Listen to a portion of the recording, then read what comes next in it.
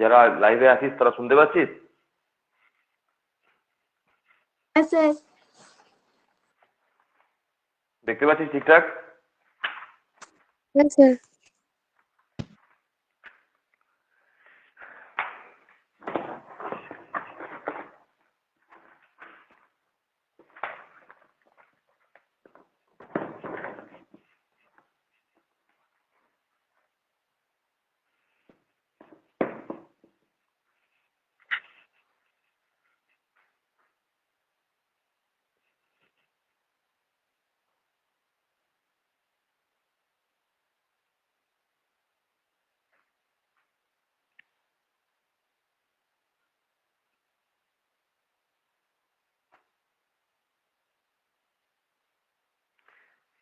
ঠিক আছে, দেখ কোনো জায়গায় কোনো সমস্যা থাকলে তখন জিজ্ঞাসা করবি। হ্যাঁ, আমি হেডফোনটা ইউজ করছি।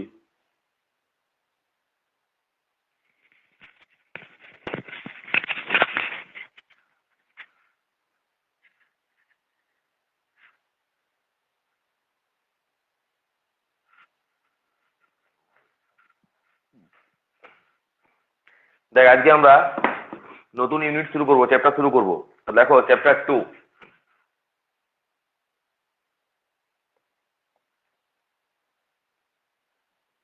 ফ্রিকশন।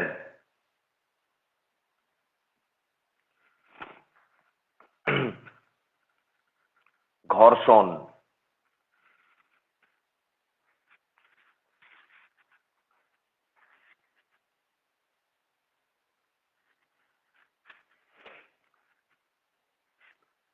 লিখেছিস চ্যাপ্টারের নাম?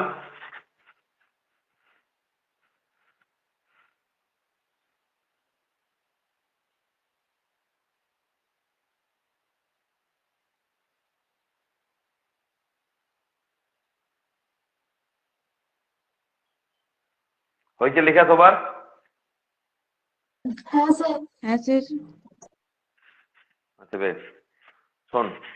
দেখ, লস অফ মোশনের একটা পার্ট, নিউটন লস অফ মোশনে আমরা যেসব কন্ডিশন গুলো পড়েছিলাম বা ঘটনাগুলো দেখেছিলাম, সেখানে কিন্তু প্রত্যেকটা তল বা সারফেসটা, হ্যাঁ, মসৃণ বা স্মুথ ছিল।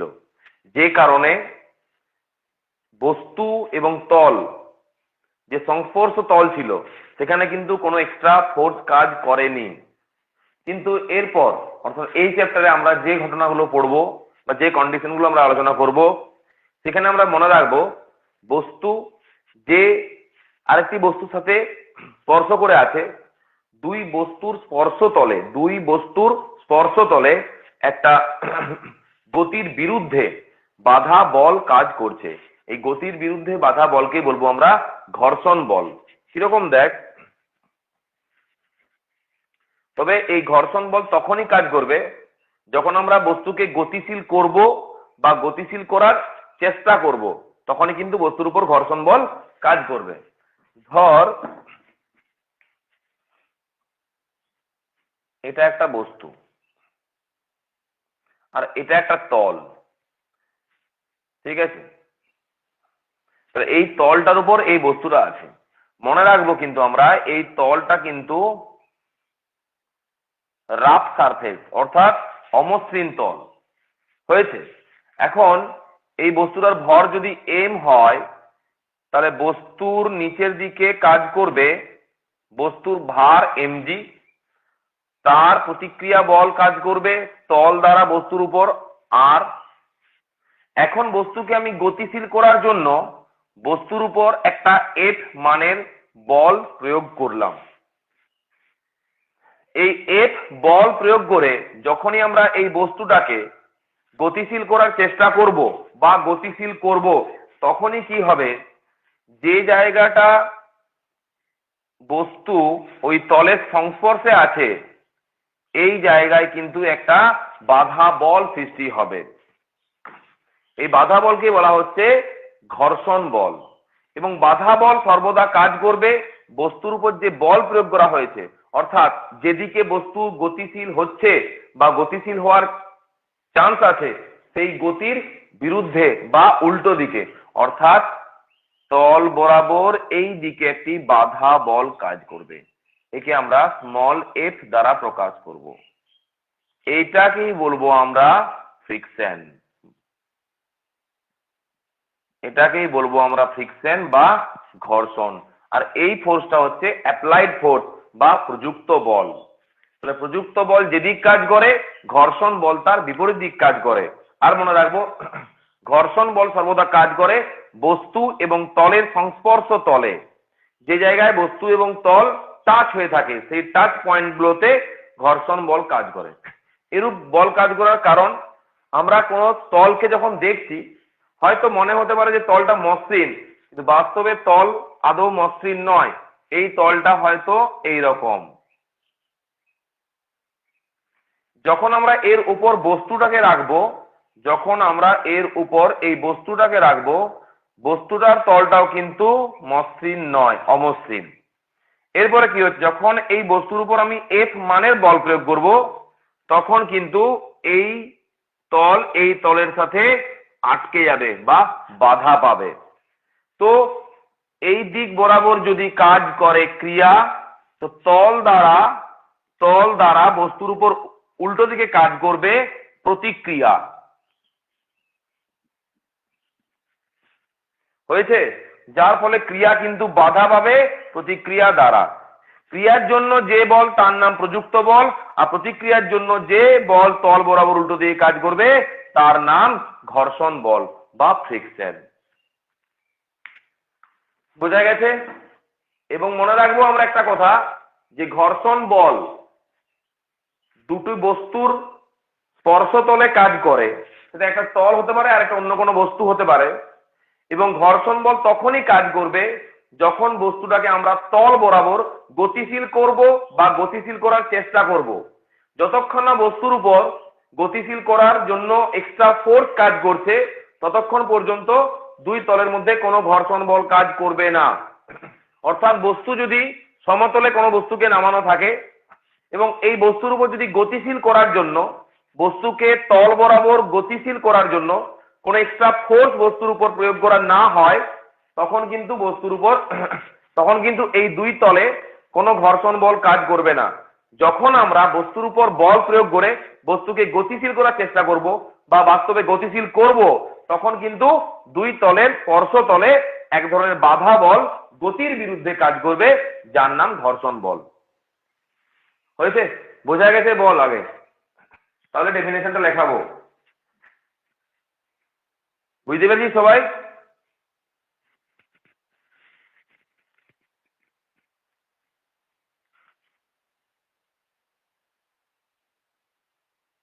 হ্যাঁ স্যার। আচ্ছা, বেশ। তাহলে এই নিচের ছবিটাই মুছে দিচ্ছি, এটা দরকার নেই। এটা আমরা পরে এঁকে নিচ্ছি। এখন তোরা লিখ, ঘর্ষণের সংজ্ঞাটা লিখ। তাহলে নিচে সাবহেডিং কর ফ্রিকশন। ফার্স্ট সাবহেডিং করো ফ্রিকশন। দেখো ডেফিনেশনটা, কোন বস্তুকে একটি তল বরাবর গতিশীল করলে, কোন বস্তুকে একটি তল বরাবর গতিশীল করলে, কোন বস্তুকে একটি তল বরাবর গতিশীল করলে বা করার চেষ্টা করলে, বা করার চেষ্টা করলে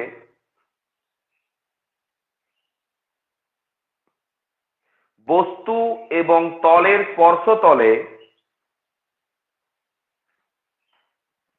বস্তু এবং তলের স্পর্শতলে, বস্তু এবং তলের স্পর্শতলে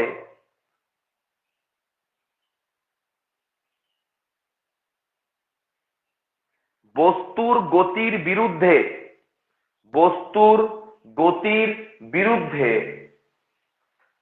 বস্তুর গতির বিরুদ্ধে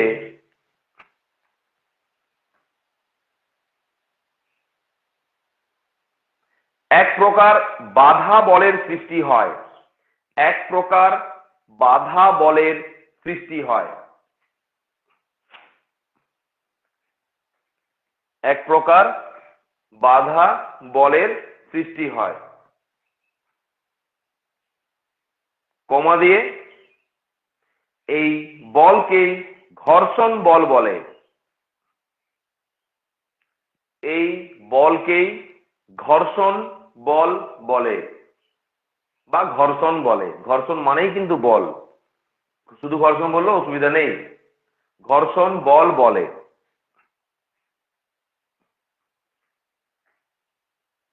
প্যারাটা চেঞ্জ করবি, প্যারাটা চেঞ্জ করে একটা লাইন লিখবি,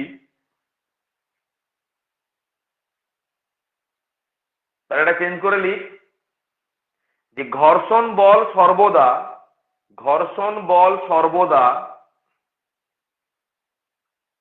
স্পর্শতলের সমান্তরাল, ঘর্ষণ বল সর্বদা স্পর্শতলের সমান্তরাল। এই যে তলটা আছে না, সেই তলের সমান্তরাল, মানে তল বরাবর, বরাবর হলে সেটা সমান্তরাল হয়। তাহলে আমরা মনে রাখবো ঘর্ষণ বল সর্বদা স্পর্শতলের সমান্তরাল এবং গতির বিরুদ্ধে কাজ করে, এবং গতির বিরুদ্ধে কাজ করে।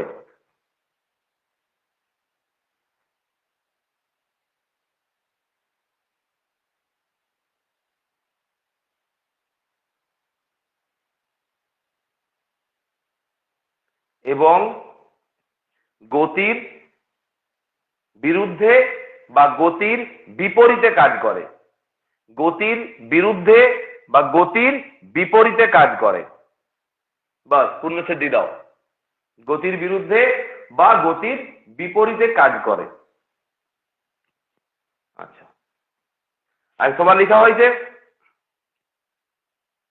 হ্যাঁ স্যার।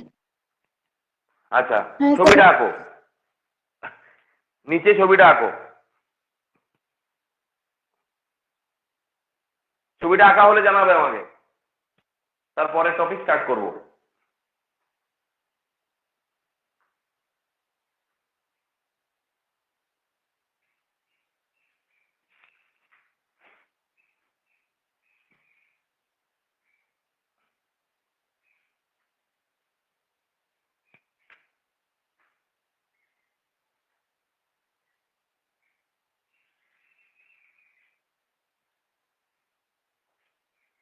মিনিটে পড়াচ্ছি এই কারণে তোরা কথা বলতে পারিস, ঠিক আছে? কোনো ডাউট থাকলে জিজ্ঞাসা করবি, আর আমি যখন যেটা জিজ্ঞাসা করবো সেটা বলার চেষ্টা করবি।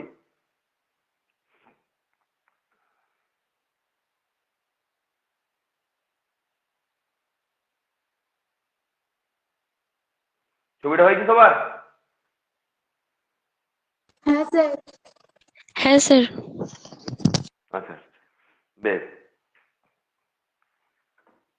নেক্সট হেডিং করো types of friction, types of friction, ঘর্ষণের প্রকারভেদ। দেখো সবাই, টাইপস অফ ফ্রিকশন বা ঘর্ষণের প্রকারভেদ।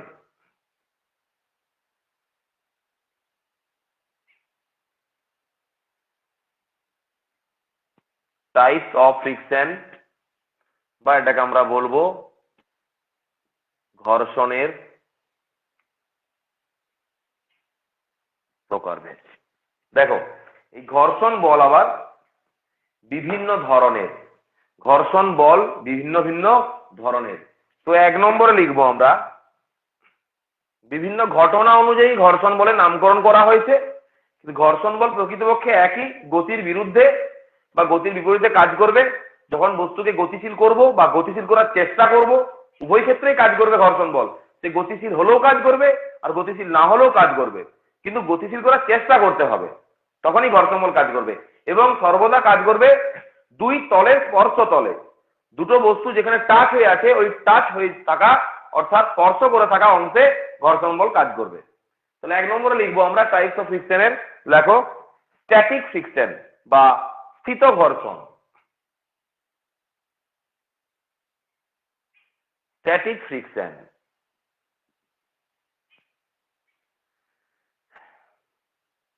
বা লেখো স্থিত ঘর্ষণ। স্ট্যাটিক ফ্রিকশন বা লেখো স্থিত ঘর্ষণ। দেখ, আমরা একটা তল নিলাম, যেমন আগের বারে নিয়েছিলাম। একটা বস্তু নিলাম, বস্তুর ভর এম ছিল, নিচের দিক কাজ করেছিল এমজি ভার, উপর দিকে কাজ করেছে প্রতিক্রিয়া বল আর। বস্তুর উপর আমরা বল প্রয়োগ করেছি এফ, বল প্রয়োগ করেছি এফ, এটা মনে রাখবো আমরা প্রযুক্ত বল। যার ফলে বস্তুর এবং তলের স্পর্শ তলে, যেহেতু এই দুটো তল পরস্পর অমসৃণ, তাই এই দুজনের স্পর্শ তলে এবং স্পর্শ তলের সমান্তরাল এক ধরনের বাধা বল প্রযুক্ত বলের বিপরীতে কাজ করবে, যার নাম ঘর্ষণ বল। যার নাম ঘর্ষণ বল। এখানে মনে রাখবি ভিটা 0, তাই এটাও 0। অর্থাৎ বস্তুকে গতিশীল করার চেষ্টা করা হলেও বস্তু কিন্তু বাস্তবে গতিশীল হয়নি।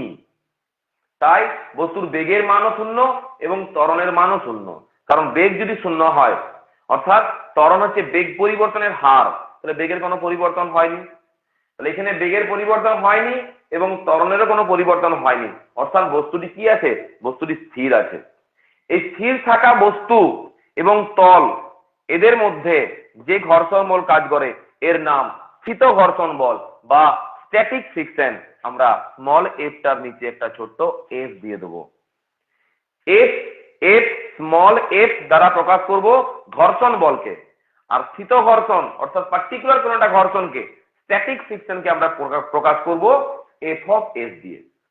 এখন মনে রাখবি এখানে কিন্তু অবশ্যই এফ আর এফ অফ এস ইকুয়াল, তবেই বস্তুর মধ্যে কোনো গতি সৃষ্টি হয়নি।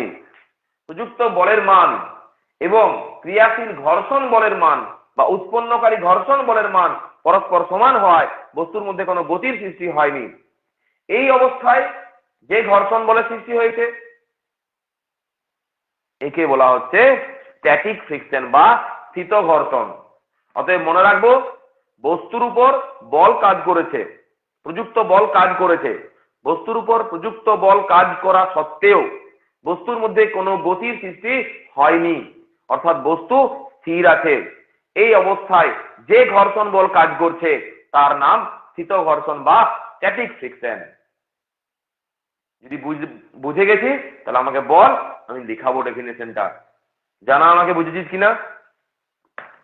হ্যাঁ স্যার, বুঝতে পেরেছি। আচ্ছা, তাহলে এক কাজ করো, তাহলে তোমরা এই ডায়াগ্রামটা এঁকে নাও, ছবিটা এঁকে নাও। হ্যাঁ, ছবিটা আঁকা হলে আমাকে জানাবে, আমি স্ট্যাটিক ফ্রিকশনের ডেফিনেশনটা লেখাবো। জানাবে কিন্তু ছবি আঁকা হলে আমাকে সঙ্গে সঙ্গে জানাবি।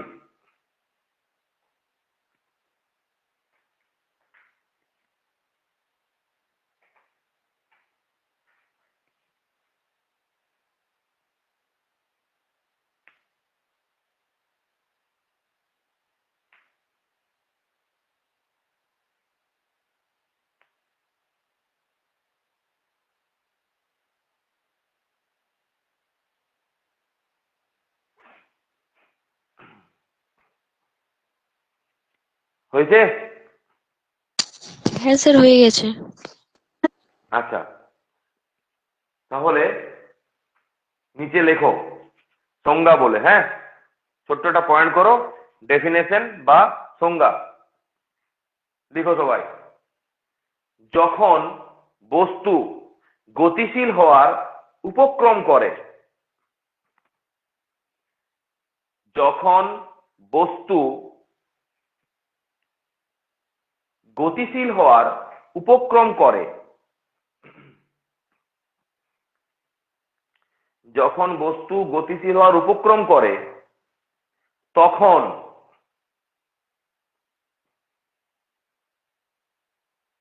তখন বস্তুদ্বয়ের স্পর্শতলে তখন বস্তুদ্বয়ের স্পর্শতলে তখন বস্তুদ্বয়ের স্পর্শতলে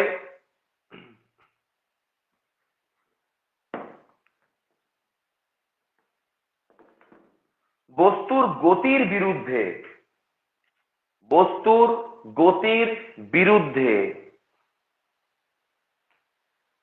এক প্রকার বাধা বলের সৃষ্টি হয়।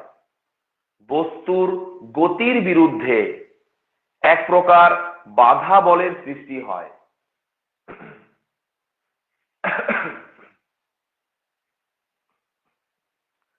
বস্তুর গতির বিরুদ্ধে এক প্রকার বাধা বলের সৃষ্টি হয়, কোমা, যার ফলে বস্তু গতিশীল হতে পারে না। যার ফলে বস্তু গতিশীল হতে পারে না।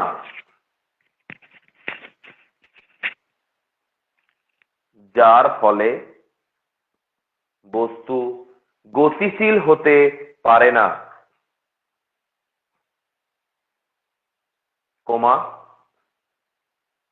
কোমা দিয়ে লেখো, সেই বাধা বলই হলো স্থিত ঘর্ষণ বা স্ট্যাটিক ফ্রিকশন। সেই বাধা বলই হলো স্থিত ঘর্ষণ বা স্ট্যাটিক ফ্রিকশন। সেই বাধা বলই হলো স্থিত ঘর্ষণ। হয়েছে?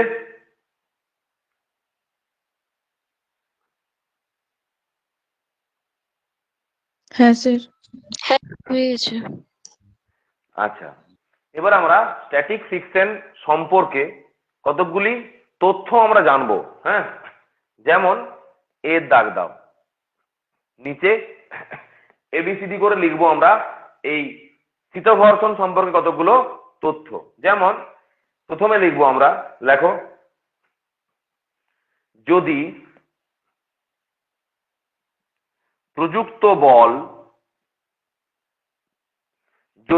প্রযুক্ত বল এফ হয়, মানে ক্যাপিটাল এফ, এবং বস্তু স্থির অবস্থায়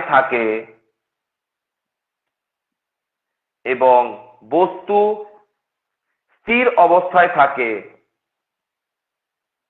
তখন F equals to F of S. F equals to F of S. মনে রাখবো আমরা, স্থিত ঘর্ষণ বল সর্বদা প্রযুক্ত বলের সাথে সমান হয়, কারণ এক্ষেত্রে বস্তু গতিশীল হতে পারে না, শুধু গতিশীল হওয়ার চেষ্টা করে বা গতিশীল হওয়ার উপক্রম করে। বি এর দাগে লিখবো। হয়েছে? এর দাগ লেখা হয় সবার? হ্যাঁ স্যার। বেশ, বি এর দাগে লিখবো আমরা, লিখো, যদি বস্তু স্থির থাকে, যদি বস্তু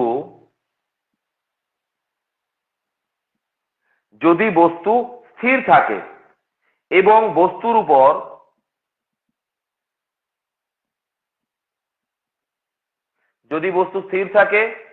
এবং বস্তুর উপর কোনো প্রকার টানা বা ঠেলা বল যুক্ত না হয়, বস্তুর উপর কোনো প্রকার টানা বা ঠেলা বল প্রযুক্ত না হয়,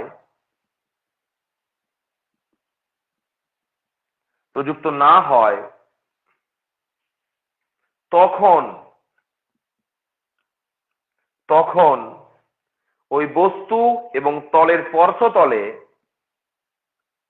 তখন ওই বস্তু ও তলের স্পর্শতলে, তখন ওই বস্তু ও তলের স্পর্শতলে ঘর্ষণ বলের মান শূন্য হবে। ঘর্ষণ বলের মান শূন্য হবে।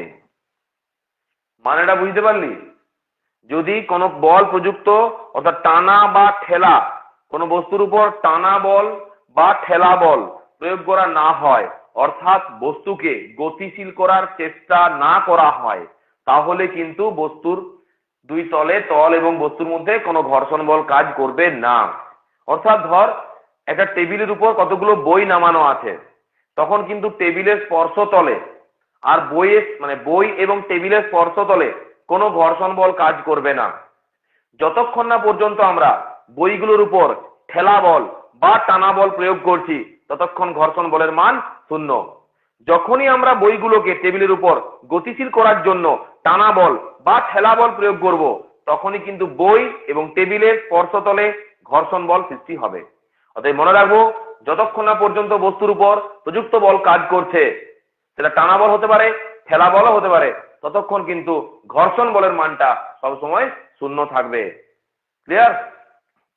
মানে হচ্ছে, যদি এফ সমান 0 হয় তবে এফ অফ এস সমান 0 হবে। যদি এফ ইকুয়ালস টু 0 হয় তবে F of S equals to 0 হবে। হয়েছে 2 নম্বর পয়েন্ট? হ্যাঁ স্যার, হয়ে গেছে। আচ্ছা, এবার আমরা চলে যাব সি এর দাগে। আমি একটু মুছে দিচ্ছি উপরটা।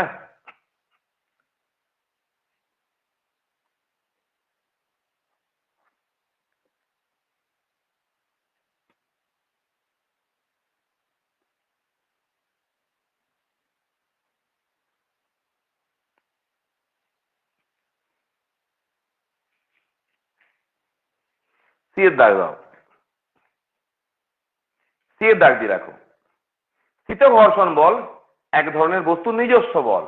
আগে লিখো, তারপর বোঝাচ্ছি। স্থিত ঘর্ষণ বল এক ধরনের বস্তুর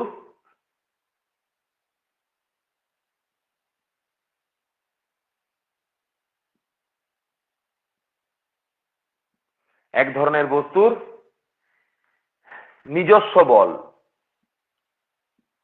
কোমা বস্তুর উপর প্রযুক্ত বলের মানের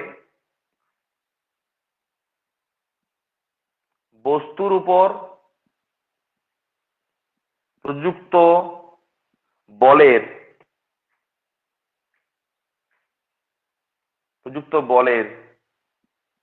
মানের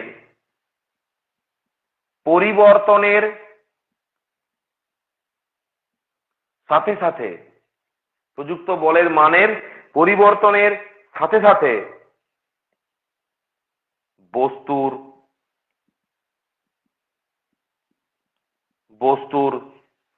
স্থিত ঘর্ষণ বলের মানও বস্তুর স্থিত ঘর্ষণ বলের মানও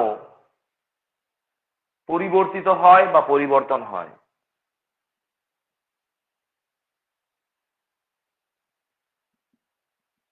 এটার অর্থটা কি? আগে লেখা কমপ্লিট করো, তারপর অর্থটা বলছি। লেখা হয়ে গেলে আমাকে জানাবে। হয়ে গেছে স্যার। হয়ে গেছে স্যার। এটা মানেটা শোন। ধর এখানে একটা বস্তু তল আছে, বুঝছো? এখানে একটা বস্তু আছে, নিচে এমজি, উপরে আর, এটা তোমরা জানি। এই তলটা কিন্তু রাফ অর্থাৎ অমসৃণ।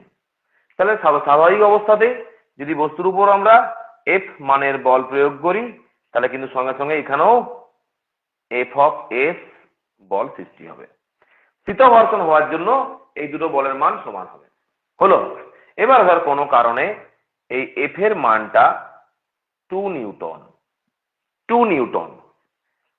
সঙ্গে সঙ্গে তখন এই এফ অফ এস এর মানটাও কত? 2 নিউটন। এফ অফ এস এর মানও 2 নিউটন। আমি প্রযুক্ত বলের মান বাড়িয়ে দিলাম, 2 নিউটন থেকে করে দিলাম 5 নিউটন। বস্তু কিন্তু স্থির, বস্তুর মধ্যে কিন্তু কোনো গতি নেই। অর্থাৎ আমি যত বল বাড়াই না কেন, ঘটনাটা কিন্তু স্থিত ঘর্ষণ আলোচনা করছি, অর্থাৎ বস্তুর মধ্যে গতি আসবে না কোনো মতে। যখন আমি বস্তুর উপর 2 নিউটন থেকে বলটা বাড়িয়ে 5 নিউটন করলাম, অটোমেটিক নিজের থেকেই এই দুই তলের মধ্যে ঘর্ষণ বলের মানটাও ঠিক বেড়ে 5 নিউটন হয়ে যাবে। আমি বলের মান আরো বাড়িয়ে করে দিলাম 7 নিউটন, সঙ্গে সঙ্গে ঘর্ষণ বলের মানটাও বেড়ে হয়ে যাবে 7 নিউটন। ক্লিয়ার? এরপর আমি কি করলাম, আমি বলটাকে আরো কমিয়ে দিলাম, আমি কমিয়ে পরে এটা করে দিলাম 6 নিউটন, সঙ্গে সঙ্গে এই বলটাও কমে হয়ে যাবে 6 নিউটন। আমি প্রযুক্ত বলের মান যেভাবে কমাবো বাড়াবো, ঘর্ষণ বলের মানটাও সেভাবেই কমবে বাড়বে। প্রযুক্ত বলের মান বাড়ালে ঘর্ষণ বলের মান বেড়ে যাবে, প্রযুক্ত বলের মান আবার কমালে ঘর্ষণ বলের মান আবার কমে যাবে। এটা স্থিত ঘর্ষণের একটা নিজস্ব বৈশিষ্ট্য। স্থিত ঘর্ষণের ক্ষেত্রে এই ঘটনাটা বস্তু ঘটাতে পারে, তাই এখানে লিখেছি যে বস্তুর এক ধরনের বস্তুর নিজস্ব বল, বস্তুর নিজস্ব বল। বোঝা গেছে ব্যাপারটা?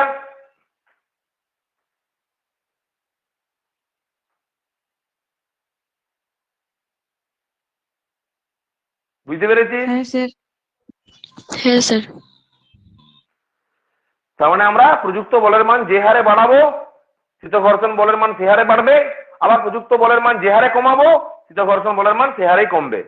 কারণ স্থিত ঘর্ষণে সর্বদা প্রযুক্ত বল আর স্থিত ঘর্ষণ বল একই থাকে।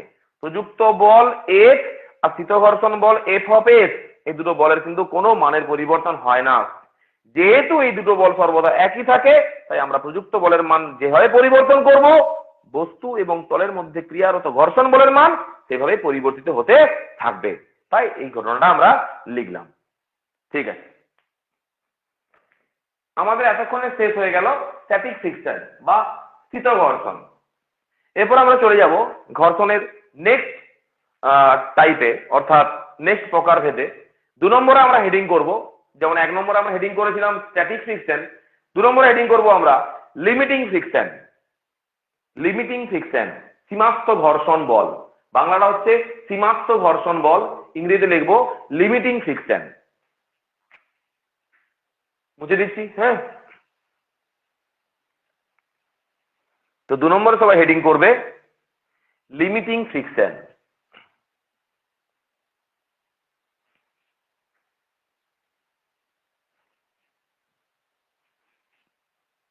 লেখো নাম্বার 2 তে লেখো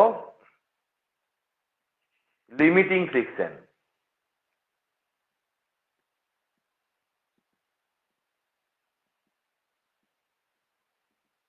লিমিটিং ফ্রিকশন বাংলায় লিখবো আমরা সীমাস্থ ঘর্ষণ বল।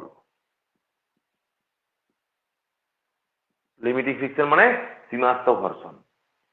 এইটা কিরকম মনে রাখবি, লিমিটিং ফ্রিকশন এটাও এক ধরনের কিন্তু স্ট্যাটিক ফ্রিকশন, অর্থাৎ সীমাস্থ ঘর্ষণ এক ধরনের স্থিত ঘর্ষণ। এই ক্ষেত্রেও কিন্তু বস্তু গতিশীল হয় না, কিন্তু মনে রাখবো এটা তাহলে কেন আলাদা করে নামকরণ করা হয়েছে। স্থিত ঘর্ষণের যে সর্বোচ্চ মান, অর্থাৎ এরপরে যদি বস্তুর উপর প্রযুক্ত বল প্রয়োগ করা হয়, স্থিত ঘর্ষণ বলের মান আর বাড়বে না, অর্থাৎ বস্তু এরপরে গতিশীল হবে। প্রযুক্ত বল 10 নিউটন, প্রযুক্ত বলটা 1 থেকে বাড়তে বাড়তে হয়েছে 10 নিউটন, স্থিত ঘর্ষণ বলের মানটাও বাড়তে বাড়তে 1 থেকে হয়েছে 10 নিউটন। এখনো বস্তু স্থির আছে, অর্থাৎ বস্তুর উপর এখনো স্থিত ঘর্ষণ বল কাজ করছে। কিন্তু যখন আমি 10.1 নিউটন করে দিলাম, সঙ্গে সঙ্গে বস্তু গতিশীল হয়ে গেল, অর্থাৎ স্থিত ঘর্ষণ বল আর কাজ করছে না। কিন্তু ওই যে 10.1 নিউটন বল প্রয়োগ করার আগের মুহূর্ত পর্যন্ত বস্তুর উপর যে ঘর্ষণ বল কাজ করেছিল, অর্থাৎ 10 নিউটন, অর্থাৎ 10 নিউটন হলো স্থিত ঘর্ষণ বলের সর্বোচ্চ মান। এই স্থিত ঘর্ষণ বলের সর্বোচ্চ মানকেই বলা হচ্ছে সীমাস্থ ঘর্ষণ। স্থিত ঘর্ষণ বলের সর্বোচ্চ মানকে বলা হচ্ছে সীমাস্থ ঘর্ষণ। ব্যাপারটা কিরকম না, ধর এখানে একটা বস্তু আছে, এই তলটা রাফ, ক্লিয়ার? এমজিআর যেমন কাজ করে সেরকম কাজ করছে, তো সবসময় কাজ করবে। এদিকে এফ বল কাজ করছে আর এদিকে কাজ করছে এফ অফ এস।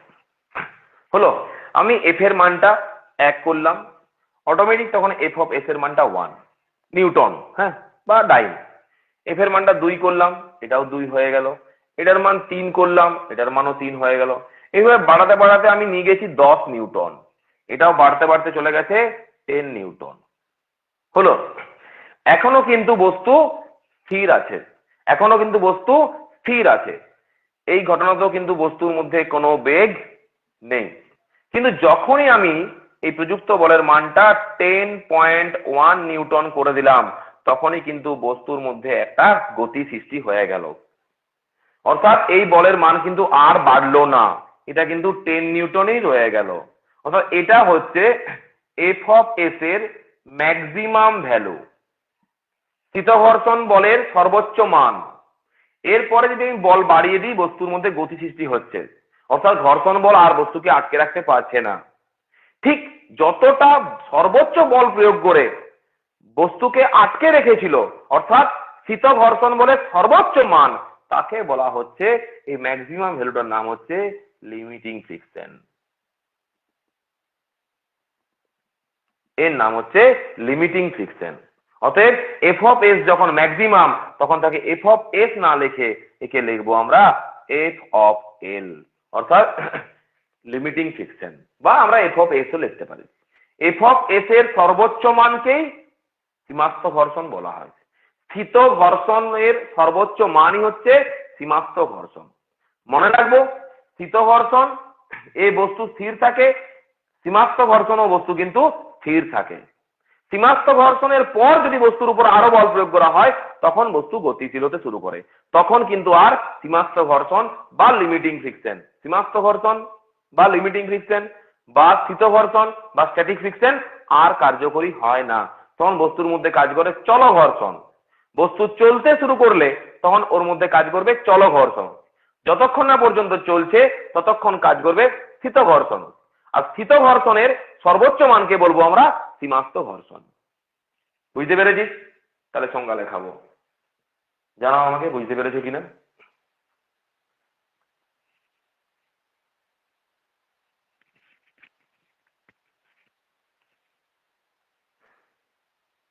কি হলো, কেউ জানা? বুঝতে পেরেছিস কিনা? হ্যাঁ স্যার, বুঝতে হ্যাঁ পেরেছি। স্যার, স্যার ছবিটা ড্র বেশ। করব? না, করার দরকার নেই। হ্যাঁ, শুধু ড্র করতে হবে না, শুধু লেখো। লেখো আমার কথাগুলো, আমি বলছি যেগুলো লেখো। যদি বস্তুর উপর প্রযুক্ত বলের মান বাড়তে থাকে, যদি বস্তুর উপর প্রযুক্ত বলের মান বাড়তে থাকে,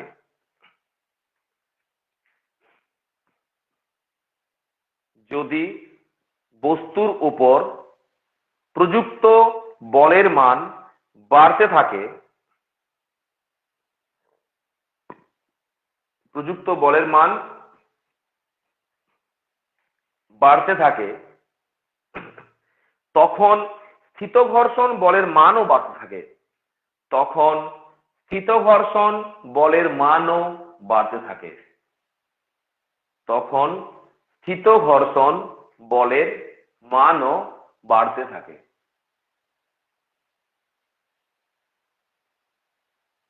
তখন স্থিত ঘর্ষণ বলের মানও বাড়তে থাকে। পূর্ণচ্ছেদ। যখন প্রযুক্ত বলের মান এমন অবস্থায় পৌঁছায়, যখন প্রযুক্ত বলের মান এমন অবস্থায় পৌঁছায়,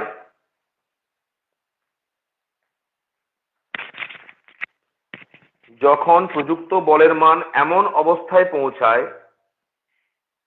যে, এমন অবস্থায় পৌঁছায় যে স্থিত ঘর্ষণ বলের মান সর্বোচ্চ হয়, এমন অবস্থায় পৌঁছায় যে স্থিত ঘর্ষণ বলের মান সর্বোচ্চ হয়। স্থিত ঘর্ষণ বলের মান, স্থিত ঘর্ষণ বলের মান সর্বোচ্চ হয়।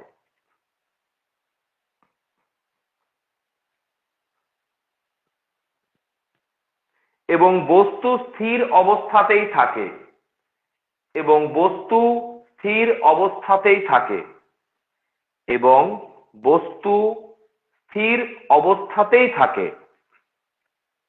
এবং বস্তু স্থির অবস্থাতেই থাকে, কমা কমা দিয়ে লেখো স্থিত ঘর্ষণের এই সর্বোচ্চ মানকেই সীমাস্থ ঘর্ষণ বলে। কমা দিয়ে লেখো স্থিত ঘর্ষণের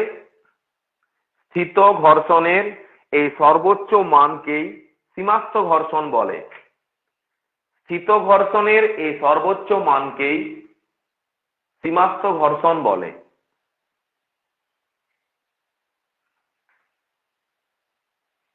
স্থিত ঘর্ষণের এই সর্বোচ্চ মানকেই সীমাস্থ ঘর্ষণ বলে।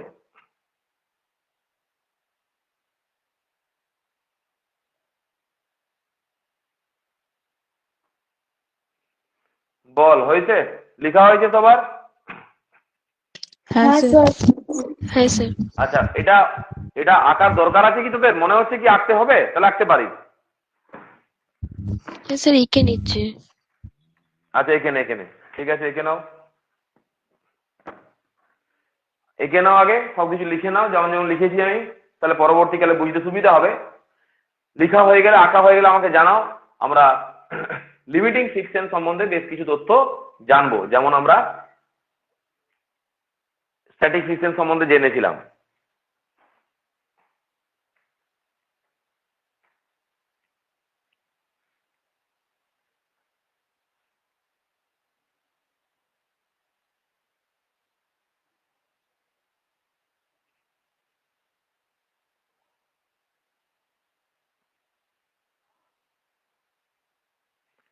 হয়েছে?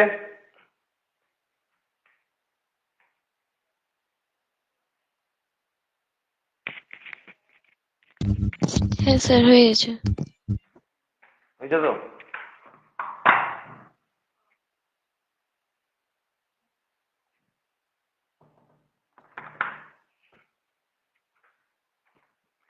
আচ্ছা, এবারে আমরা এই লিমিটিং ফিকশন সম্বন্ধে কয়েকটি তথ্য জানবো। চলো, এর দাগ দাও, এর দাগ দিয়ে লেখো পরস্পর স্পর্শ করে থাকা, পরস্পর স্পর্শ করে থাকা দুটি বস্তুর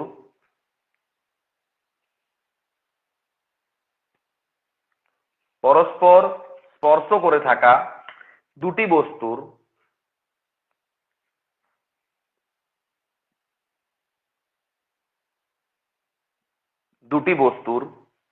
সীমাস্থ ঘর্ষণ বলের মান, সীমাস্থ ঘর্ষণ বলের মান, সীমাস্থ ঘর্ষণ বলের মান লম্ব প্রতিক্রিয়ার সাথে সমানুপাতিক।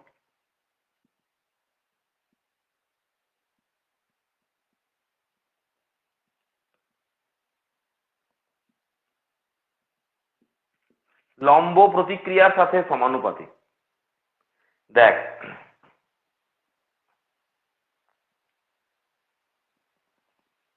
এটা বস্তু, নিচের দিক কাজ করছে এমজি। মনে রাখবি, এই এমজির মান যত বেশি হবে ততই তো বস্তু এবং তলের মধ্যে ঘর্ষণ বলের মানও তত বেশি হবে। বস্তু যত ভারী হয় তত তোকে ঠেলে বা টেনে সরানো কঠিন হয়, আর বস্তু যত হালকা হয় তাকে তত ঠেলে বা টেনে সরানো সহজ হয়। কেন? কারণ যত ভারী হবে তত কিন্তু এই দুটো তল পরস্পরের সাথে খুব জোরালো ভাবে আটকে যাবে। আর তল যত বেশি জোরালো ভাবে আটকে যাবে, গতির বিরুদ্ধে ঘর্ষণ বলের মানও তত বেশি হবে। তাহলে আমি এই দিক বরাবর প্রয়োগ করেছিলাম এফ। আমরা লিমিটিং ফিকশন পড়ছি, তার মানে কিন্তু মনে রাখবি এফ আর এফ অফ এস কিন্তু সমান হতে পারে। এফ অফ এস এর মানটা সর্বোচ্চ মান, কিন্তু দুটো বলই কিন্তু সমান, কারণ এখনো বস্তুর মধ্যে গতি সৃষ্টি হয়নি, বস্তু এখনো আগের মতোই স্থির আছে। কিন্তু এক্ষেত্রে কি বলা হচ্ছে যে এই সীমাস্থ ঘর্ষণ বলের মান আর লম্ব প্রতিক্রিয়া পরস্পর সমানুপাতিক। বাস্তব এমজি যত বেশি হবে প্রতিক্রিয়া বল তত বেশি হবে, হলো। আবার এমজি যত বেশি হবে এফ অফ এস এর মানও তত বেশি হবে। তাহলে এমজির সাথে আর সমানুপাতিক, এমজির সাথে এফ অফ এস ও সমানুপাতিক। তাহলে বলতো এফ অফ এস এর সাথে আর কি হবে? এই যে আমি দেখিয়ে দিচ্ছি, এই যে এমজি যত বেশি হবে আর তত বেশি হবে। আবার 2 নম্বরে এমজি যত বেশি হবে এফ অফ এস ও তত বেশি হবে।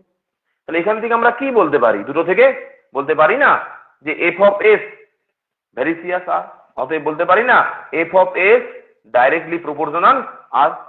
অর্থাৎ সীমাস্থ ঘর্ষণ বলের মান এবং লম্ব প্রতিক্রিয়া, সীমাস্থ ঘর্ষণ বলের মান এবং লম্ব প্রতিক্রিয়া পরস্পর সমানুপাতিক। আমরা চাইলে এফ অফ এস এর জায়গায় এটাকে এফ অফ এল ও লিখতে পারি, এফ অফ এল ও লিখতে পারি। কারণ সীমাস্থ ঘর্ষণ বলের সর্বোচ্চ মানকে বলা হয়, স্থিত ঘর্ষণ বলের সর্বোচ্চ মানকে বলা হয় সীমাস্থ ঘর্ষণ, লিমিটিং ফ্রিকশন। লিমিটিং এর জন্য আমরা এল চিহ্ন ব্যবহার করতে পারি। এবারে দেখো, যদি এখান থেকে আমাকে বলা হয় যে এফ অফ এল এর মান কত, মান বার করতে হলে সমানুপাতিক চিহ্নকে তুলে সমান চিহ্ন নিয়ে আসতে হবে। আর আমরা জানি সমানুপাতিক চিহ্নকে তুলতে হলে, সমান চিহ্ন আনতে হলে ডান দিকে রাশিকে একটা ধ্রুবক দিয়ে গুণ করতে হবে। এক্ষেত্রে আমরা যে ধ্রুবকটা ব্যবহার করব সেটা হচ্ছে এফ অফ এল সমান মিউ ইন্টু আর, মিউ ইন্টু আর, মিউ ইন্টু আর, এবং মিউটাকে আমরা মিউ অফ এস নিয়ে নেবো। বলছি মিউটা কি, মিউ ইন্টু আর, মিউটাকে আমরা কি নিয়ে নেবো? মিউ অফ এস নিতে পারি, মিউ অফ এল ও নিতে পারি। এই মিউকে বলা হচ্ছে ঘর্ষণ গুণাঙ্ক, মিউ অফ এস হচ্ছে সীমাস্থ ঘর্ষণ গুণাঙ্ক। কি নাম? সীমাস্থ ঘর্ষণ গুণাঙ্ক বা স্থিত ঘর্ষণ গুণাঙ্ক, যেটা বলবি একই জিনিস, স্থিত ঘর্ষণ গুণাঙ্ক, স্থিত ঘর্ষণ গুণাঙ্ক। অতএব আমরা এখান থেকে দেখতে পাচ্ছি mu of S equal to কি আসছে? F of L by R, F of L by R. দেখো mu of S equal to পেয়ে গেলাম কি? F of L by R. মনে রাখবো আমরা যে সীমাস্থ ঘর্ষণ বল আর লম্ব প্রতিক্রিয়ার অনুপাতকেই, সীমাস্থ ঘর্ষণ বল এবং লম্ব প্রতিক্রিয়ার অনুপাতকেই স্থিত ঘর্ষণ গুণাঙ্ক বলে। স্থিত ঘর্ষণ গুণাঙ্ক বলে, এটাকে স্থিত ঘর্ষণ গুণাঙ্ক বলতে পারো, আবার সীমাস্থ ঘর্ষণ গুণাঙ্ক বলতে পারো। মিউ অফ এস ও লিখতে পারো, মিউ অফ এল ও লিখতে পারো। এফ অফ এল আর এফ অফ এস এর মধ্যে কোনো পার্থক্য নেই, কারণ যে এফ অফ এল সে অবশ্যই এফ অফ এস, কারণ সেও একজন স্থিত ঘর্ষণ বলই। বাট পার্থক্য কোথায়? না স্থিত ঘর্ষণ বলেন ম্যাক্সিমাম মানটাকে আমরা নেবো, তখন তার নাম করব আমরা সীমাস্থ ঘর্ষণ। কিন্তু ঘটনা একই, দুটোতেই বস্তু স্থির আছে। অতএব বস্তু যতক্ষণ না গতিশীল হচ্ছে আমরা ঘর্ষণ বলের নাম চেঞ্জ করব না। তাহলে এখান থেকে কি পেয়ে গেলাম? স্থিত ঘর্ষণ গুণাঙ্ক। তার ডেফিনেশন কি? এফ অফ এল সীমাস্থ ঘর্ষণ বল আর লম্ব প্রতিক্রিয়া, সীমাস্থ ঘর্ষণ বল আর লম্ব প্রতিক্রিয়ার অনুপাতকে বলা হয় স্থিত ঘর্ষণ গুণাঙ্ক। এখানে যে বলা হয়েছে যে পরস্পর স্পর্শ করে থাকা দুটি বস্তুর সীমাস্থ ঘর্ষণ বলের মান লম্ব প্রতিক্রিয়ার সাথে সমানুপাতিক, অর্থাৎ এই ইকুয়েশনটা। বলো বুঝতে পেরেছো সবাই?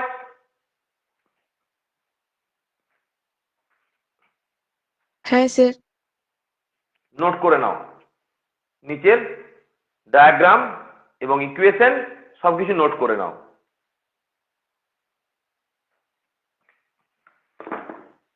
নতুন একটা কোয়ান্টিটি জানলি যার নাম হচ্ছে ঘর্ষণ গুণাঙ্ক।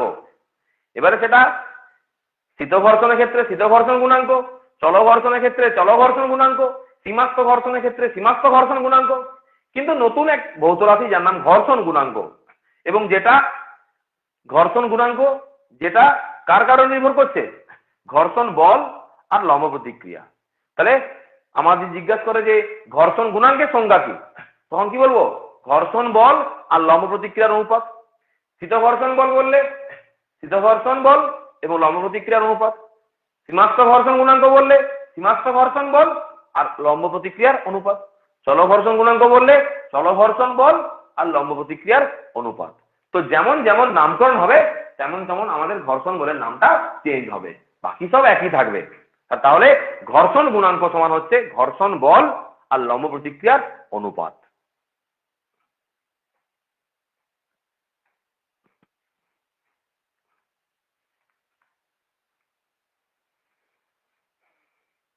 হয়েছে? হ্যাঁ স্যার।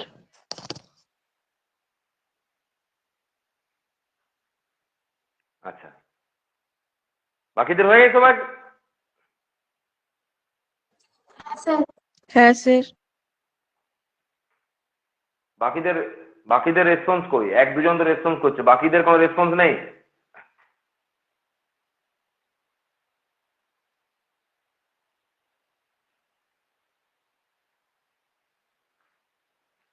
সানি ক্লাস করছিস? স্যার করছি। রেসপন্স কই মাঝে মধ্যে? সবাই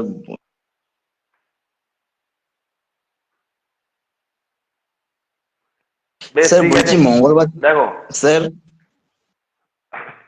হ্যাঁ বল। বলছি মঙ্গলবার তাহলে 9:30 থেকে যাবো? হুম, মঙ্গল অথবা বুধ। ঠিক মঙ্গলবার আছে। এলে 9:30 আর বুধবার এলে 11টা। ওটা পরে আলোচনা করে নেবো ক্লাসের শেষে। হ্যাঁ, এখন দেখ।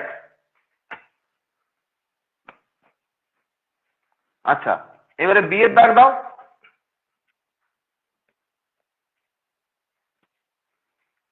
বিয়ের দাগ দাও। বিয়ের দাগ দিয়ে যেটা আমরা নতুন একটা রাশি পেলাম তাকে হেডিং করো। কি পেলাম? স্থিত ঘর্ষণ গুণাঙ্ক। স্থিত ঘর্ষণ গুণাঙ্ক, coefficient of static friction. Coefficient of static friction, স্থিত ঘর্ষণ গুণাঙ্ক। চলো এটার আমরা ডেফিনেশন লিখে নেব, সংজ্ঞা।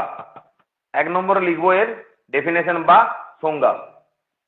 লিখো, সীমাস্থ ঘর্ষণ বল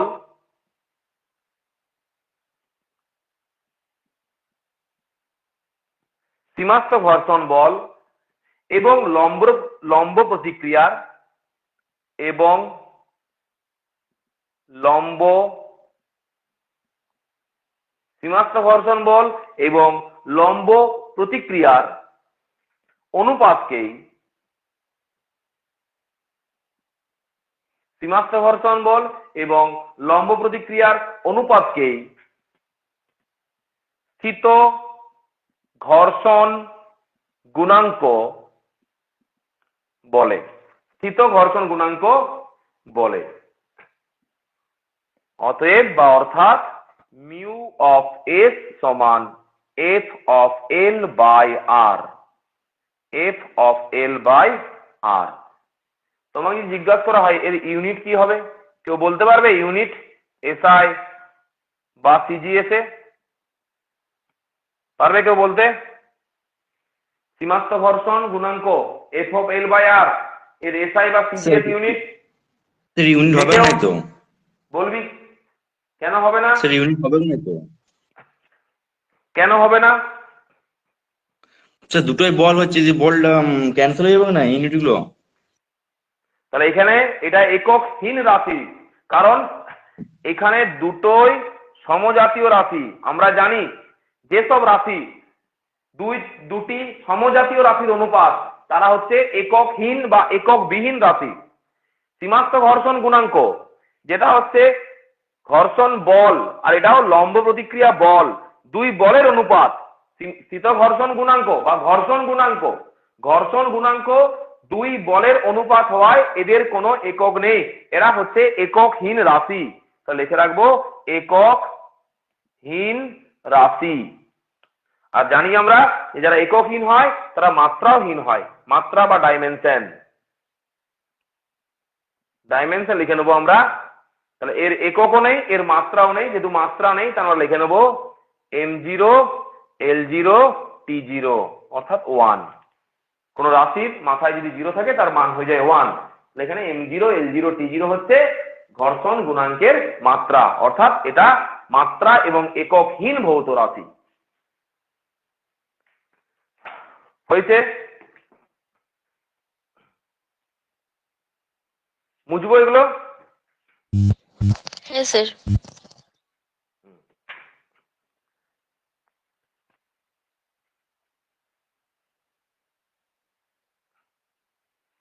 তাহলে 1 নম্বর নিয়েছিলাম সংজ্ঞা, 2 নম্বরে নিলাম একক, 3 নম্বরে নিলাম মাত্রা, এবারে 4 নম্বর নেব। মানে আমরা এখন স্থিতঘর্ষণ গুণাঙ্কের সম্বন্ধেই জানছি। লেখো, মিউ অফ এস এর মান, জাস্ট জেনে রাখবো, মিউ অফ এস এর মান, পরে আমরা প্রমাণ করব এগুলো। মিউ অফ এস এর মান 0 থেকে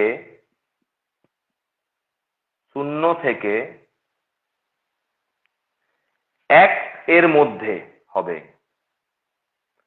1 এর মধ্যে, অর্থাৎ 0 to 1। 0 থেকে কম হবে না, আর 1 এর থেকে বেশি হবে না। ঠিক আছে? 0 থেকে 1 হবে না, আর 1 এর থেকে বেশি হবে না স্থিতঘর্ষণ গুণাঙ্কের মান। আচ্ছা, 5th পয়েন্ট লিখে রাখবো আমরা। এই যে মিউ, ঘর্ষণ গুণাঙ্ককে আমরা মিউ বলছি। এই মিউ বা এই মিউ অফ এস নির্ভর করে কার উপর? কার উপর নির্ভর করে? লেখো, লেখো মিউ এর মান বা মিউ অফ এস এর মান, যেটা বলবি, মিউ এর মান নির্ভর করে, মিউ এর মান নির্ভর করে পদার্থের প্রকৃতি, পদার্থের প্রকৃতি মানে সে তরল না সে কঠিন না সে গ্যাসীয়, সে কি অবস্থায় আছে তার উপর নির্ভর করে মিউ এর মান। মিউ এর মান নির্ভর করে পদার্থের প্রকৃতি এবং স্পর্শ তলের প্রকৃতির উপর, যে জায়গাটা টাচ হয়ে আছে সেই জায়গাটার প্রকৃতিটা কেমন, এবং স্পর্শ তলের প্রকৃতির উপর, স্পর্শ তলের প্রকৃতির উপর, অর্থাৎ শুষ্ক না ভেজা, মসৃণ না অমসৃণ, মসৃণ না অমসৃণ, মসৃণ না অমসৃণ। ঠিক আছে? এইগুলোর উপর, অর্থাৎ যে দুটো তল স্পর্শ করে আছে তারা শুষ্ক তল না ভেজা তল, তারা মসৃণ তল না অমসৃণ তল, এই সব কিছুর উপর নির্ভর করছে আমাদের মিউ এর মান। আর একটা লাইন লিখে নেবো, মিউ এর মান নির্ভর করে না কার উপর? মনে রাখবি, যে দুটো বস্তু পরস্পর স্পর্শ করে আছে তাদের কতটা অংশ স্পর্শ করে আছে এর উপর মিউ এর মান নির্ভর করে না। বস্তু দুটোর মানে বস্তুটার সমগ্র অংশ স্পর্শ করলে যা মিউ হবে, বস্তুটার এক অংশ স্পর্শ করলে মিউ এর মান তাই হবে। অর্থাৎ স্পর্শ তলের ক্ষেত্রফলের উপর, স্পর্শ তলের এরিয়ার উপর ঘর্ষণ গুণাঙ্ক নির্ভর করে না। তা লিখে নেবো আমরা, মিউ এর মান নির্ভর করে না, মিউ এর মান নির্ভর করে না বস্তুর কতটা অংশ, বস্তুর কতটা অংশ আপাত স্পর্শ করে আছে, আপাত স্পর্শ করে আছে। ঠিক আছে? মানে সেই মুহূর্তে বস্তুর কতটা অংশ স্পর্শ করে আছে এই বিষয়টার উপর মিউ এর মান নির্ভর করে না। সমগ্র বস্তু যদি স্পর্শ করে থাকে তাও যা মিউ হবে, আর বস্তুটা যদি এক অংশ স্পর্শ করে থাকে মিউ এর মান তাই হবে। হয়েছে এগুলো সবার? হয়ে গেলে আমাকে জানাও, আমরা নেক্সট হেডিং এ চলে যাব, অর্থাৎ এর পরের ঘর্ষণের প্রকারভেদে চলে যাব।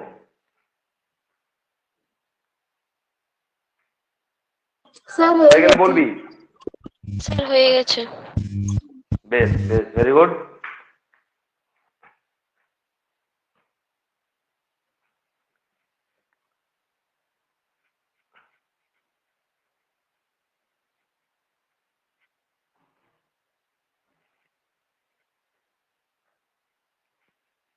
আচ্ছা,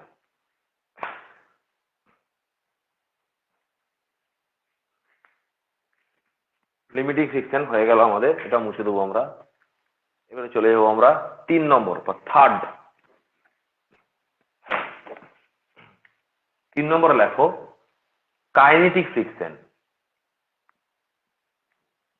কাইনেটিক ফ্রিকশন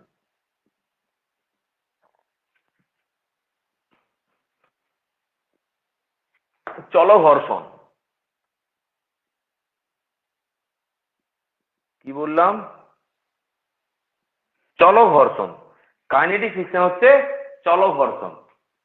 এবারে কিন্তু বস্তু গতিশীল হবে, বস্তু কিন্তু আর স্থির থাকবে না। ধরো এটা ভালো করে দেখো, তাহলে বুঝতে পারবে। হ্যাঁ, এবার দেখো বস্তু কিন্তু এরকম ছিল, হ্যাঁ, তারপরে বস্তুর উপর বল প্রয়োগ করা হয়েছে কিন্তু গতিশীল হয়নি। তাহলে এখানে এই অবস্থায় কোনো ঘর্ষণ বল কাজ করছে না, কারণ বস্তুর উপর কোনো উপযুক্ত বল নেই। একটু কাজ করে দিলাম, ঘর্ষণ বল কাজ করছে, কারণ বস্তুর উপর বল কাজ করছে কিন্তু স্থিত ঘর্ষণ বল কাজ করছে। আরো একটু বেশি বেশি কাজ করতে বস্তু দেখ গতিশীল হয়ে গেল। বস্তু কি হলো? বস্তু হ্যাঁ এই দেখ গতিশীল হচ্ছে। তো যখন বস্তু গতিশীল হচ্ছে তখন যে ঘর্ষণ বল কাজ করছে তার নাম হচ্ছে চলো ঘর্ষণ। তার নাম হচ্ছে চলো ঘর্ষণ বা স্ট্যাটিক ফ্রিকশন। বোঝা গেছে ডেফিনেশনটা সবার? ঘটনাটা বুঝতে পেরেছো? তাহলে সংজ্ঞাটা লিখবো। হ্যাঁ স্যার। তা যখন বস্তু চলতে শুরু করে তখন বস্তু এবং তলের মধ্যে যে ঘর্ষণ বল কাজ করে তার নাম চলো ঘর্ষণ। কিরকম আমি তোমাকে দুটো ছবির মাধ্যমে বোঝানোর চেষ্টা করছি। এইটা একটা, নিচের দিকে mg, উপরের দিকে r, বস্তুর উপর প্রযুক্ত বল F, বস্তুর বেগ এইদিকে কাজ করছে। ক্লিয়ার? এবং এক্ষেত্রে মনে রাখবো আমরা যে ত্বরণ নট ইকুয়াল টু 0, অর্থাৎ বস্তুর মধ্যে ত্বরণ আছে। স্থির থেকে বস্তু গতিশীল হয়েছে, বেগের পরিবর্তন হয়েছে, তাই ত্বরণ আমরা পাবো। এই অবস্থাতে দুই তলের স্পর্শ তলে, এই অবস্থাতে দুই তলের স্পর্শ তলে যে ঘর্ষণ বল কাজ করবে তার নাম এফ অফ কে। তার নাম এফ অফ কে। আবার আমরা নততল দিয়েও ব্যাপারটাকে বুঝতে পারি। হ্যাঁ, নততল দিয়েও বুঝতে পারি যে এখানে একটা বস্তু আছে যার নিচের দিক কাজ করছে mg। যেহেতু এটা নততলের কোণটা থিটা, তাই এই বরাবর ভেঙে যাবে। মনে আছে কি ভাঙবে? mg cos theta. cos theta, তার পরিবর্তে উপরের দিকে প্রতিক্রিয়া বল r, আর mg cos থিটার সাথে লম্ব প্রতিক্রিয়া কাজ করবে mg sin theta. Very good, mg sin theta. তাহলে এটা হচ্ছে বস্তুর স্পর্শতল এবং এই জায়গায় ঘর্ষণ বল কাজ করবে কোন দিকে? গতির বিপরীতে। বস্তু কোন দিক গতিশীল? বস্তু নিচের দিকে নামছে ভি বেগে, বস্তু নিচের দিকে নামছে এ ত্বরণে। তাহলে ঘর্ষণ বল কাজ করবে কোন দিকে? ঘর্ষণ বল কাজ করবে বস্তুর গতির বিপরীত দিকে। আর এখানে যে ঘর্ষণ বল কাজ করবে তার নাম F of K. F of K. এখানে আমাকে বাইরে থেকে বল অ্যাপ্লাই করতে হয়েছিল, এখানে কিন্তু বাইরে থেকে কোনো বল অ্যাপ্লাই করতে হয়নি। বস্তু তার নিজের ভারেই নিচের দিকে নেমে আসছে। প্রযুক্ত বলটা তার ভার হোক আর বাইরে থেকে প্রয়োগ করা বলই হোক, তার সাথে কোনো সং নেই। বস্তুর উপর বল কাজ করলে, বস্তু গতিশীল হলেই দুই তলে যে ঘর্ষণ বল কাজ করবে সেটা হচ্ছে F of K. F of K. এক্ষেত্রে কিন্তু মনে রাখবো আমরা, এক্ষেত্রে কিন্তু এফ এর মান সর্বদাই বেশি। এক্ষেত্রে কিন্তু mg sin থিটার মানটা বেশি, তবেই তো সে গতিশীল, তবেই তো সে কি, তবেই সে গতিশীল। তাহলে এখানে বস্তুর উপর প্রযুক্ত বল কত? বস্তু যদি ভর m হয়, এখানে বস্তুর উপর প্রযুক্ত বল কত? নিচের দিকে কাজ করেছে mg sin থিটা যেটা বেশি, উল্টো দিকে কাজ করেছে এফ অফ কে যেটা কম। এই দুই বলের বিয়োগফল কাজ করবে বস্তুর উপর বল হিসেবে। বস্তুর ভর m আর বস্তুর ত্বরণ a। এখানেও তাই, সামনের দিকে বল কাজ করেছে f, পিছনের দিকে বল কাজ করেছে এফ অফ কে। আর সামনের দিকে বলের প্রভাবে বস্তু গতিশীল হয়েছে, তাই F of K minus F minus F of K সমান বস্তুর ভর ইন্টু ত্বরণ। বলো এই দুটো ইকুয়েশন বোঝা গেছে সবার? ঘটনা দুটো এবং ইকুয়েশন দুটো বোঝা গেছে? হ্যাঁ স্যার। কোনো ডাউট নেই তো কারো? না ডাউট স্যার। নেই তো? বেশ, তাহলে আমরা ডেফিনেশন দেখবো। আমরা তো এগুলো জানতাম যে বস্তুর উপর বস্তু যদি গতিশীল হয় সেদিকে বলের মান বেশি হয়, আর উল্টো দিকে বলের মান কম হয়। এখানে কি হয়েছে, বস্তু যদি গতিশীল সেদিকে প্রযুক্ত বল, আর তার বিপরীতে কাজ করে গেছে ঘর্ষণ বল। তাই প্রযুক্ত বল মাইনাস ঘর্ষণ বল সমান বস্তুর উপর প্রযুক্ত বল এম এ। এখানেও তাই, এখানে বস্তুর উপর প্রযুক্ত বল কত, এম জি সাইন থিটা, যে বলের প্রভাবে বস্তু নিচের দিকে নেমে আসছে, আর এই বলের বিরুদ্ধে উল্টো দিকে কাজ করছে এফ অফ কে অর্থাৎ ঘর্ষণ বল। তাহলে বস্তু এখন কতটা বল অনুভব করছে না, বস্তু এখন যে বলটা অনুভব করছে তা হচ্ছে নিচের দিকের বল M G sine theta minus উল্টো দিকের বল এফ অফ কে সমান এম এ। বস্তু এখন এই এম এ পরিমাণ বল অনুভব করছে, যার জন্য সে নিচের দিকে নেমে আসছে। এখানে বস্তু এম এ পরিমাণ বল অনুভব করছে, যার জন্য বস্তু সামনের দিকে গতিশীল হচ্ছে। এই অবস্থায় এখানে যে যে ঘর্ষণ বল কাজ করেছে সেগুলো সব নাম হচ্ছে চল ঘর্ষণ বা কাইনেটিক ফ্রিকশন। চলো ডেফিনেশন লেখো, ডেফিনেশন লেখো। দেখো, যদি প্রযুক্ত বলের মান যদি প্রযুক্ত বলের মান যদি প্রযুক্ত বলের মান সীমাস্থ ঘর্ষণ বলের থেকে বেশি হয়, যদি প্রযুক্ত বলের মান সীমাস্থ ঘর্ষণ বলের থেকে বেশি হয়, যদি প্রযুক্ত বলের মান সীমাস্থ ঘর্ষণ বলের থেকে বেশি হয়, তখন বস্তু গতিশীল হতে শুরু করে। তখন বস্তু গতিশীল হতে শুরু করে। তখন বস্তু গতিশীল হতে শুরু করে, কমা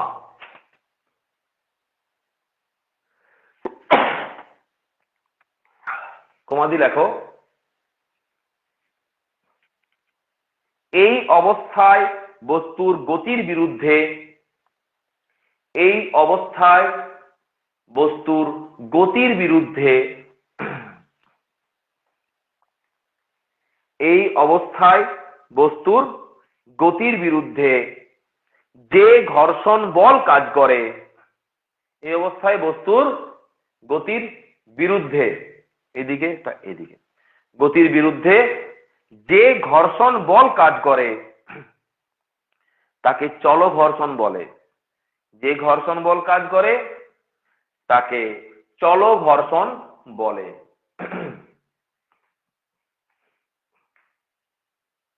হয়েছে সবার লেখা? হ্যাঁ স্যার। আচ্ছা, এগুলো ড্র করে নাও, ডায়াগ্রাম গুলো আঁকা হয়ে গেলে আমাকে জানাবে। তারপরে আমরা চল ঘর্ষণ সম্পর্কে কিছু তথ্য জানবো, তারপর আবার চল ঘর্ষণের ভাগ আমরা পড়ব।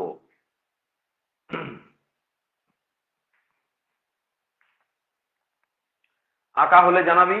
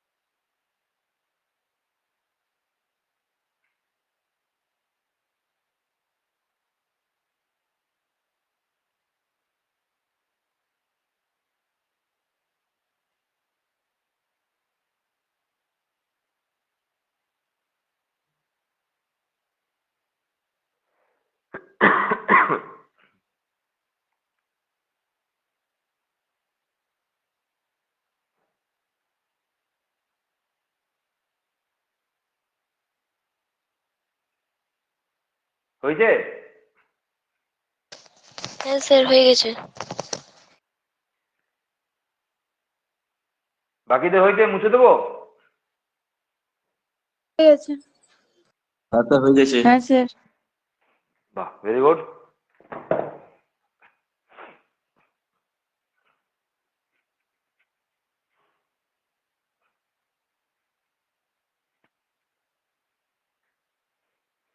চলো এই কাইনেটিক ফ্রিকশন সম্বন্ধে আমরা আরো দুইটা তথ্য জেনে নিই।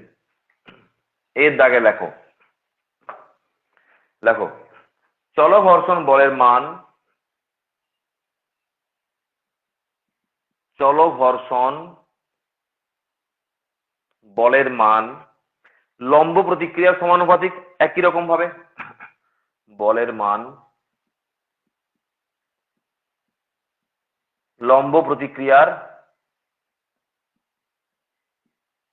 সমানুপাতিক, অর্থাৎ এফ অফ কে ভেরিসিয়াস আর, और কি লিখতে পারি, F of K equals to mu of K into R. ব্র্যাকেটে মিউ অফ কে হলো চল ঘর্ষণ গুণাঙ্ক, মিউ অফ কে হলো চল ঘর্ষণ গুণাঙ্ক। লেখো, তারপরে লিখবো আমরা এ কার কার উপর নির্ভর করে, মিউ অফ কে এর মান নির্ভর করে স্পর্শতলের প্রকৃতির উপর।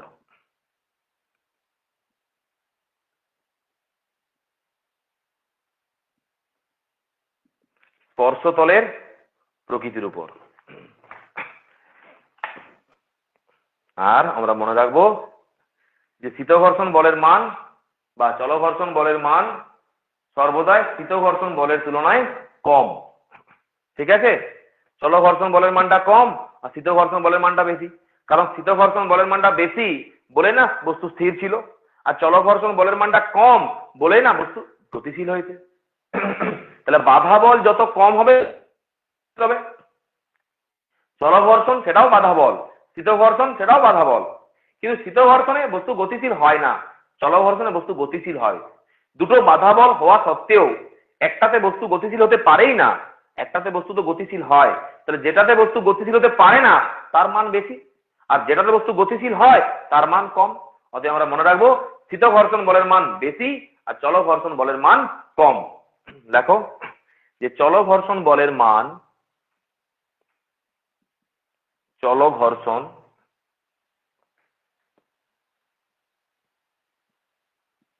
চলঘর্ষণ বলের মান সর্বদাই স্থিতঘর্ষণ বলের তুলনায়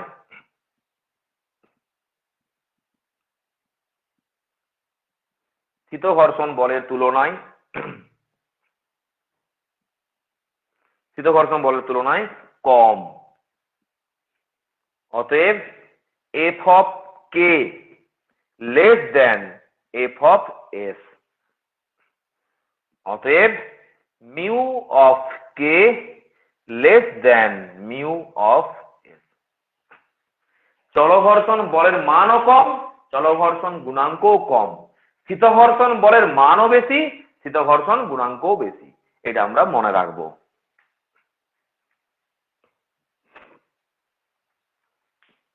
হয়েছে? জানা হয়ে গেলে? হ্যাঁ স্যার হয়ে গেছে। আচ্ছা, তাহলে এবারে নেক্সট হেডিং করবো আমরা। তাহলে আমরা তিনটা পড়লাম, স্থিতঘর্ষণ, চলঘর্ষণ আর সীমাস্থ ঘর্ষণ। এরপর আমরা এই চলঘর্ষণের ভাগ পড়বো। চলঘর্ষণে আবার দুটো ভাগ আছে। তাহলে আমরা হেডিং করবো টাইপস অফ, দেখো টাইপস অফ কাইনেটিক ফ্রিকশন বা চলঘর্ষণের প্রকারভেদ। নেক্সট হেডিং করো টাইপস অফ কাইনেটিক ফ্রিকশন, অথবা লিখতে পারো চলঘর্ষণের প্রকারভেদ।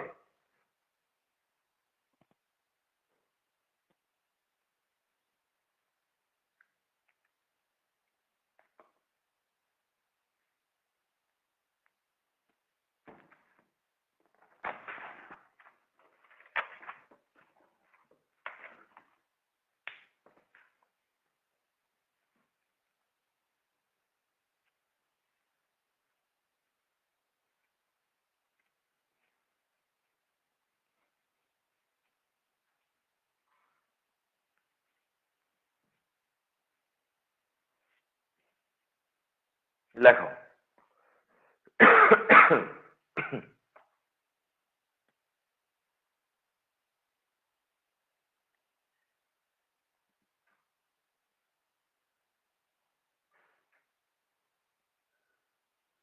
টাইপস অফ কাইনেটিক ফ্রিকশন বা চলঘর্ষণের প্রকারভেদ।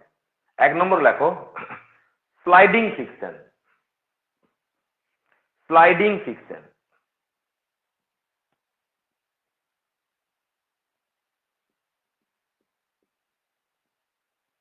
Sliding friction.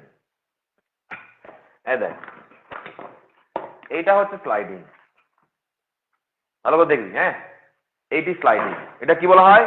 স্লাইডিং। আর যখন কোনো বস্তু ঘুরে ঘুরে পড়ে তাকে বলা হয় রোলিং ফ্রিকশন, বা ধর গড়িয়ে পড়ছে। ধর এটা এটা যখন পড়ছে কেমন করে পড়ছে, এটা হচ্ছে রোলিং ফ্রিকশন।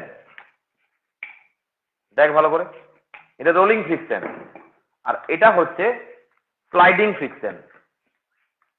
এটা হচ্ছে স্লাইডিং ফ্রিকশন। তো এই দুটোই কিন্তু দেখ, এই দুটোই কিন্তু চলঘর্ষণ, দুটোই কিন্তু চলঘর্ষণ। তাহলে স্লাইডিং ফ্রিকশন আর এটা হচ্ছে রোলিং ফ্রিকশন। তো প্রথমে লিখবো আমরা স্লাইডিং ফ্রিকশন। লেখো, একটি সমতল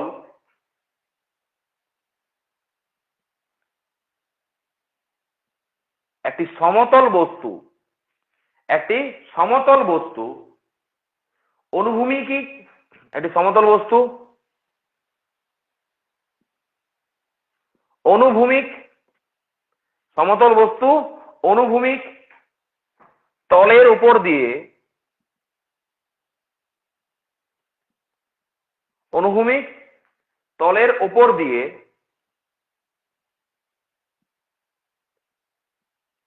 গতিশীল। এক্ষেত্রে ক্রিয়াশীল ঘর্ষণ বলকে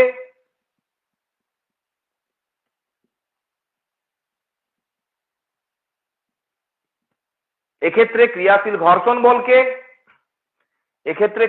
ঘর্ষণ বলকে স্লাইডিং ফ্রিকশন বলে।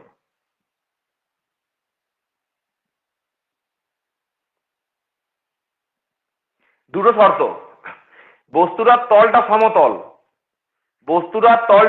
সমতল, আর যে তলের উপর দিয়ে গতিশীল হচ্ছে সেটা অনুভূমিক তল। এটা দুটো মনে রাখবে কিন্তু। তার স্লাইডিং ফ্রিকশনের দুটো কন্ডিশন, বস্তুর যে তলটা স্পর্শ করে আছে সেটা অবশ্যই সমতল, আর বস্তু যে তলের উপর দিয়ে গতিশীল হচ্ছে সেই তলটা কিন্তু অবশ্যই অনুভূমিক তল। তাহলে অনুভূমিক তলের উপর দিয়ে সমতল কোনো বস্তু যখন গতিশীল হয় সেক্ষেত্রে যে ঘর্ষণ বল সৃষ্টি হচ্ছে তার নাম স্লাইডিং ফ্রিকশন। হয়েছে সবার? কিরে? হ্যাঁ স্যার। তারপর লিখবো রোলিং ফ্রিকশন বা আবর্ত ঘর্ষণ। এখানে কি হচ্ছে, এই টাইপের কোন বস্তু, অর্থাৎ চাকা টাইপের, চাকা, লম্ববৃত্তাকার চোঙ, হ্যাঁ, এই আচ্ছা গোলক, বল কোন একটা, তাহলে যাদের ব্যাসার্ধ আছে, অর্থাৎ ব্যাসার্ধ আছে এমন কোন বস্তু যখন কোন তলের উপর দিয়ে গতিশীল হয় তখন যে ঘর্ষণ বল ক্রিয়াশীল হয় তার নাম রোলিং ফ্রিকশন। অর্থাৎ যখন আমরা সাইকেল চালিয়ে যাচ্ছি, কোন চাকাকে আমরা গড়িয়ে দিচ্ছি, কোন বলকে আমরা গড়িয়ে দিচ্ছি, কোন লম্ববৃত্তাকার চোঙকে আমরা গড়িয়ে দিচ্ছি, সেক্ষেত্রে যারা গড়িয়ে যায় তাদের ক্ষেত্রে যে ঘর্ষণ বল কাজ করে তার নাম হচ্ছে রোলিং ফ্রিকশন বা আবর্ত ঘর্ষণ। দেখো, যখন কোনো বস্তু, যেমন চাকা, গোলক, চোঙ,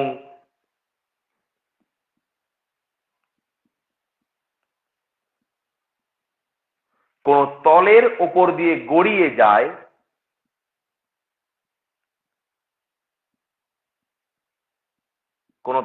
দিয়ে গড়িয়ে যায়, তখন যে ঘর্ষণ বল তখন যে ঘর্ষণ বল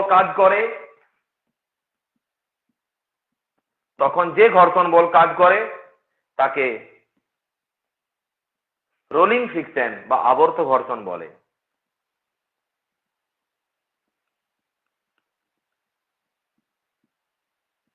তাকে রোলিং ফ্রিকশন বলে। হলো? আবার মনে রাখবো আমরা এই রোলিং ফ্রিকশন লম্ব প্রতিক্রিয়ার সাথে কিন্তু সমানুপাতিক। তাহলে আবার কি আসবে? এফ অফ আর, রোলিং এর জন্য আর, আর ভ্যারিসিয়াস ক্যাপিটাল আর। ক্যাপিটাল আরটা হচ্ছে কি না লম্ব প্রতিক্রিয়া।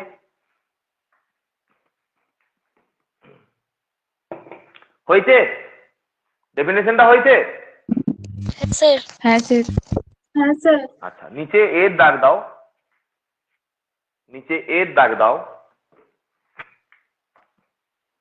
এর দাগ দিয়ে দেখাও এটা যে আচ্ছা, রোলিং ফ্রিকশনকে আমরা F of R, small F small R, তাহলে আমরা 1 নম্বর লিখে নেব যে F of R varies as capital R. Capital আরটা কি? লম্ব প্রতিক্রিয়া। আর 2 নম্বরে বলবো যে এই রোলিং ফ্রিকশনটা সমানুপাতিক নয়, ব্যস্তানুপাতিক হয় ব্যাসার্ধের সাথে। এটা কোন আর? এটা হচ্ছে ব্যাসার্ধ।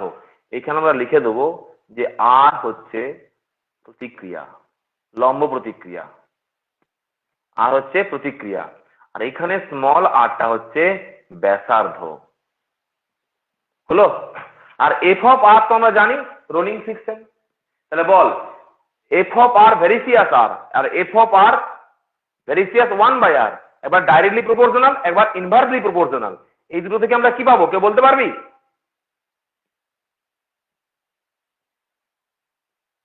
এফ সমানুপাতিক 1/r। এফ সমানুপাতিক 1/r তো লেখাই আছে, ওটা নতুন করে আর কি বললি? F of R varies as R by R, F of R varies as R by R. হয়েছে? যদি আমরা এই ভ্যারিসিয়াস চিহ্নটাকে তুলতে যাই, অর্থাৎ F of R equals to কি হবে? Mu of R into R by R. এই মিউ অফ আর কে কি বলবো আমরা? ঘর্ষণ গুণাঙ্ক। আবর্ত ঘর্ষণ গুণাঙ্ক। মিউ অফ আর হচ্ছে আবর্ত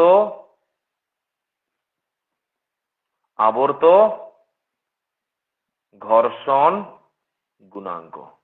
লিখে রাখো রিলেশন গুলো। তাহলে এফ অফ আর সমান মনে রাখবো mu of R into R by আর।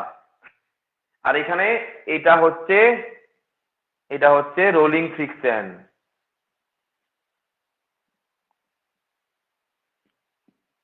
এটা হচ্ছে আবর্ত ঘর্ষণ গুণাঙ্ক।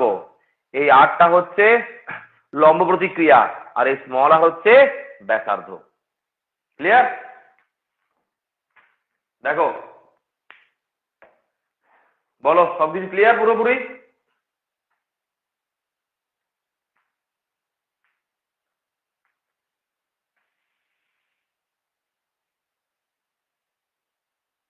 হয়েছে সবার? হলে জানাবি আমাকে। এই দুটো রিলেশন থেকে আমরা চলে আসছি এই থার্ড রিলেশন। আর থার্ড রিলেশনটাকে প্রুভ করার জন্য আমরা একটা কনস্ট্যান্ট নিয়ে আসছি। সেই কনস্ট্যান্টটাকে বলছি আমরা আবর্ত ঘর্ষণ গুণাঙ্ক। বাস।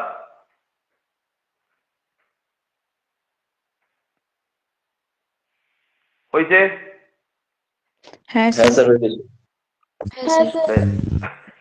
বেশ, তাহলে আজকে এই পর্যন্ত থাকছে।